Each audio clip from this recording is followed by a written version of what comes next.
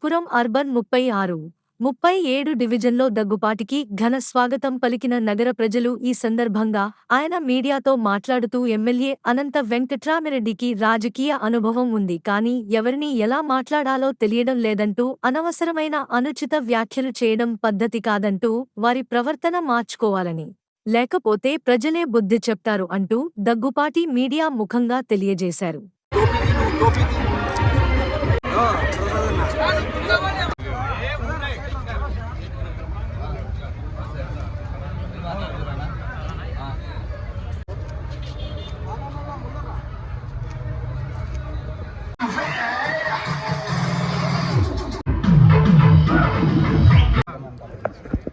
ప్రజలు బ్రహ్మరథం పడుతున్నారు.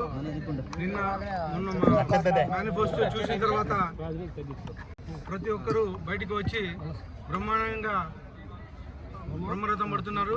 మేనిఫెస్టోలో పెన్షన్స్ అయితేమి, వృద్ధాప్య పెన్షన్ 4,000 రూపాయలు, అలాగే వికలాంగుల పెన్షన్ 6,000 రూపాయలు, ప్రతి ఒక్క వర్గానికి ప్రతి ఒక్క దీనికి న్యాయం చేశారు మేనిఫెస్టోలో. ముఖ్యంగా ఫ్రీ ఇసుక విధానం. ఇంతకుముందు ప్రభుత్వంలో ఇసుక భయంకరమైన రేటు పెరిగిపోయింది. ఇప్పుడు ఆ ఇసుక ఫ్రీ అనేసరికి బ్రహ్మాండమైన లేబర్ నుంచి రెస్పాండ్ వస్తుంది. అలాగే మా చంద్రబాబు నాయుడు ముఖ్యమంత్రి అవ్వబోతున్నారు. 14 సీట్లు అనంతపురం గెలవబోతున్నాం. 2 పార్లమెంటు గెలవబోతున్నాం. నిన్న ఒక చిన్న సంఘటన అనంతపూర్లో జరిగింది. దాన్ని పట్టుకొని ఈరోజు అనంత వెంకట్రామిరెడ్డి ట్రోల్ చేసి దగ్గుబాటి ప్రసాద్ ఫ్యాక్షనిస్ట్ అనే ఒక చిత్రీకరణ మొదలుపెట్టాడు. ఆయనకి ఈ 30-40 ఏళ్ళ రాజకీయ అనుభవాన్ని ఉపయోగించుకొని దాన్ని చిత్రీకరణ మొదలుపెట్టాడు. దగ్గుబాటి ప్రసాద్ అనేవాడు అనంతపురం ప్రజలకు అందరికీ తెలుసు, ఎలాంటి వాడు అనేది తెలుసు. మీరు ఈ చిన్న చీప్ ట్రిక్స్, పాలిటిక్స్ ప్లే చేస్తే మాత్రం ప్రజలు చీకొట్టే పరిస్థితి మీకు దగ్గరికి వచ్చింది. ప్రజలు మిమ్మల్ని ఇంటికి పంపిస్తున్నారని తెలిసి ఇలా మాట్లాడుతున్నారు. ఎవరినో ఒకరినో ఇద్దరు చెంచాగాలు నేర్చుకొని నువ్వు మాట్లాడుతున్నావు. అనంత వెంకటరామిరెడ్డి, నువ్వు దగ్గరికి వచ్చింది ఇంటికి పోయే రోజు గుర్తుపెట్టుకో.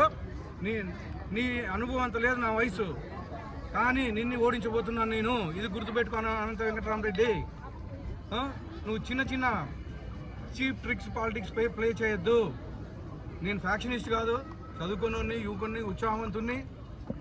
నన్ను ఎదుర్కోలేక నువ్వు ఇలాంటి చీప్ ట్రిక్స్ ప్లే చేస్తున్నావు అని చెప్పేసి తెలియజేస్తా ఉన్నాను. ఈ ప్రచారానికి ప్రతి ఒక్కరూ ఇంటి ముందుకు వచ్చి కూడా మాకు తెలుగుదేశం అయితేనే రాష్ట్రాన్ని అభివృద్ధి బాటలో నడిపిస్తారనే ఉద్దేశంతో ప్రతి ఒక్కరూ ముందుకొచ్చి, మహిళలైతేనేమి, పురుషులైతేనేమి ప్రతి ఒక్కరూ ఇంట్లో నుంచి బయటకు వచ్చి స్వచ్ఛందంగా ఈ రోజు మాకు సానుభూతి తెలియడం జరుగుతుంది. అంతేకాదు, ఓటు వేయడానికే కాదు, ఓటు వేసి ప్రతి ఒక్కరూ 10 మందితో ఓటు వేయించడానికి కూడా సిద్ధంగా ఉన్నారు. అదే కాకుండా జగన్మోహన్ రెడ్డి కుట్రపూరిత రాజకీయాలు 5 ఏళ్లుగా ఆయన చేసిన అభివృద్ధి ఏదీ లేదు అనేది ప్రతి ఒక్కరు, చిన్నపిల్లలతో సహా ప్రతి ఒక్కరికి తెలిసిపోయింది. ఈ రోజు ఆయన రాజకీయంగా ఆయన హత్య రాజకీయాలను ముందు పెట్టుకునే ఆయన ఇంతవరకు కూడా రాజ్యం పాలించినాడు. 2014లో వాళ్ళ నాన్నని అడ్డం పెట్టుకుని వచ్చినాడు. 2019లో వాళ్ళ బాబాయిని చంపి ఆ విధంగా సానుభూతిని తెచ్చుకొని కోడికొత్తి డ్రామాలు ఆడి ఆయన రాష్ట్రాన్ని పాలించడం జరుగుతుంది.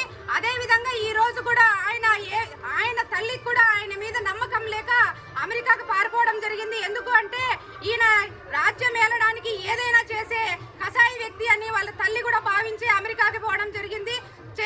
తల్లిని కూడా పట్టించుకోలేని వ్యక్తి ఈ రోజు రాష్ట్రాన్ని ఏం బాగుపరుస్తాడని చెప్పి ప్రతి మహిళల్లోనూ చైతన్యం వచ్చింది అనడానికి ఇదే నిదర్శనం.